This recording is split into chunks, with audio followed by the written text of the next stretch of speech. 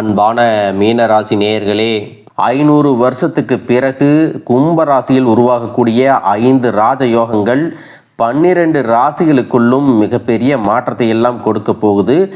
எதனால் இந்த ராஜயோகங்கள் உருவாகுது அப்படின்னு பார்த்தீங்கன்னா, இந்த 2026 வருடம் பிப்ரவரி 3ஆம் தேதி புதனும், பிப்ரவரி 6ஆம் தேதி சுக்கிரனும், பிப்ரவரி 13ஆம் தேதி சூரியனும், பிப்ரவரி 23ஆம் தேதி செவ்வாயும் கும்பராசிக்கு பயிற்சி அடைய போறாங்க.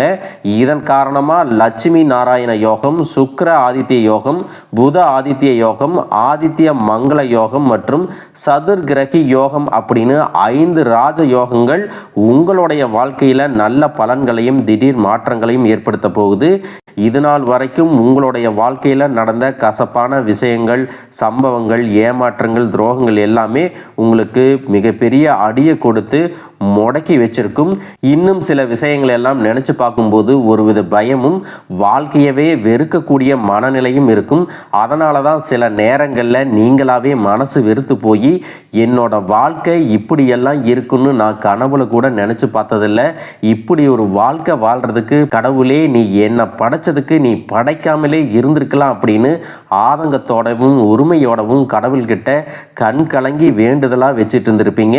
இவ்வளவு பிரச்சனைகளையும் கஷ்டங்களையும் அனுபவிச்சதுக்கு அப்புறம் எனக்கு இந்த வாழ்க்கையை வாழணுங்கிற ஆசை சுத்தமாகவே போயிடுச்சு. இருந்தாலும் ஏனோ தானோ அப்படிங்கிற மாதிரி ஒரு வாழ்க்கையை தான் இப்போ வாழ்ந்துட்டு இருக்கீங்க. நீங்களாவே இதையெல்லாம் வெளியே சொல்லலை அப்படின்னாலும் உங்கள் மனசில் கவலையும் துன்பமும் தான் அதிகமாக இருக்கு. நீங்கள் ஒரு நாள் சிரித்து சந்தோஷமாக இருந்துட்டா அதுக்கு 10 நாள் நிம்மதியை தொலைச்சிட்டு அடுத்து என்ன செய்யலாம், என்ன முடிவுகளை எடுக்கலாம் அப்படின்னு குழப்பத்தோடு புலம்புற மாதிரியான வாழ்க்கை இப்போ போயிட்டு இருக்கும். நீங்கள் ஏதாவது ஒரு நல்ல விஷயத்தை செய்யலாம், முன்னேறலாம் அப்படின்னு நினைச்சாலும் அந்த நல்லதை கெடுக்கிறதுக்கும் நீங்கள் முன்னேறக்கூடாதுன்னு தடைகளை போடுறதுக்கும் கூட இருந்தே தவறான விஷயங்களை செய்யறதுக்கும் அப்பப்போ உங்களை அவமானப்படுத்துறதுக்கும் நிறைய நபர்கள் முயற்சி பண்ணிட்டு தான் இருக்காங்க. நீங்கள் அவங்கள கவனிக்கலை அப்படின்னாலும் அவங்க நீங்கள் செய்கிற ஒவ்வொரு விஷயத்தையும் கவனிச்சுட்டு தான் இருக்காங்க. ஆனாலும் அவங்க செய்யக்கூடிய சூழ்ச்சிகளையும் சதிகளையெல்லாம் தாண்டி இப்போ வரைக்கும் நீங்கள் ஒரு சாதாரணமான வாழ்க்கையை வாழ்ந்துகிட்டு இருக்கீங்க அப்படின்னா அதுக்கு என்ன காரணம் தெரியுமா? உங்ககிட்ட இருக்கக்கூடிய நல்ல எண்ணங்களும் கடவுள் பக்தியும் இதுவரைக்கும் நீங்கள் செஞ்ச தர்ம காரியங்கள் தான் உங்களை காப்பாற்றிட்டு இருக்கு.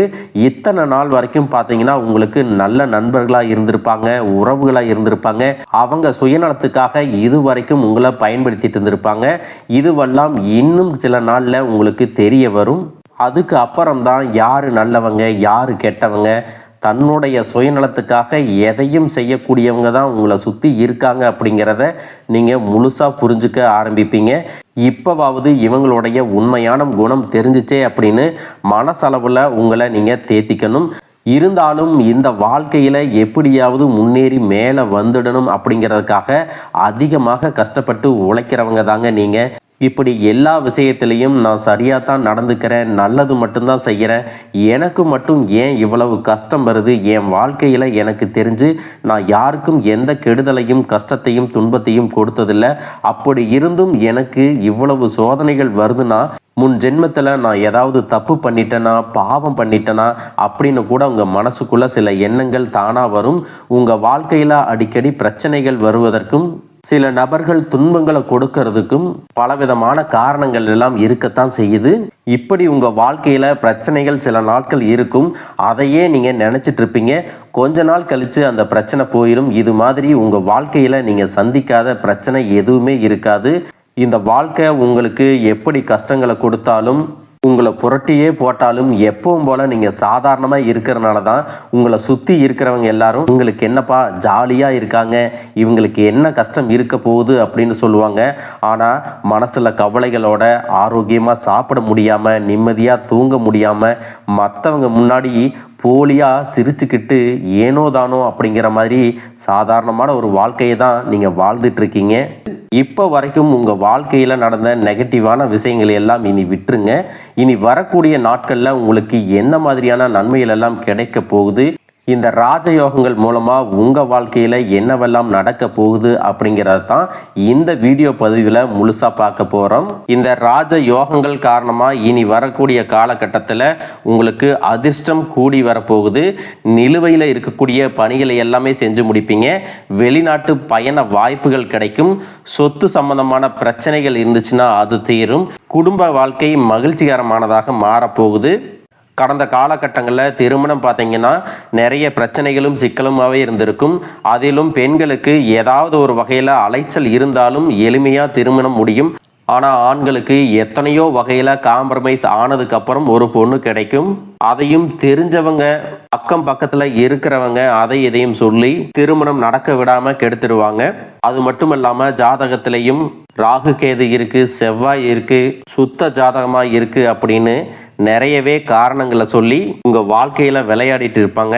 ஆனா இந்த 2026ஆம் ஆண்டு திருமணத்திற்கு நல்ல நேரம் அப்படின்னே சொல்லலாம். இன்னும் சிலர் காதலிச்சுட்டு இருந்திருப்பீங்க. சில இடங்கள்ல சரியான புரிதல் இல்லாம பிரிஞ்சும் இருந்திருப்பீங்க. அப்படி பிரிஞ்சு இருக்கிறவங்க மீண்டும் ஒன்றாக சேரக்கூடிய வாய்ப்புகள் 100% இருக்கு.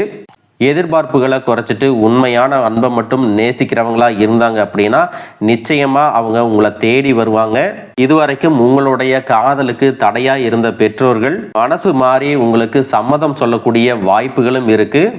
இன்னும் சிலர் பார்த்தீங்கன்னா தன்னுடைய வாழ்க்கை துணையை இழந்திருப்பாங்க, அல்லது கணவனையோ அல்லது மனைவியோ பிரிஞ்சு வாழ்ந்துட்டு வரக்கூடிய சூழ்நிலை இருக்கும்.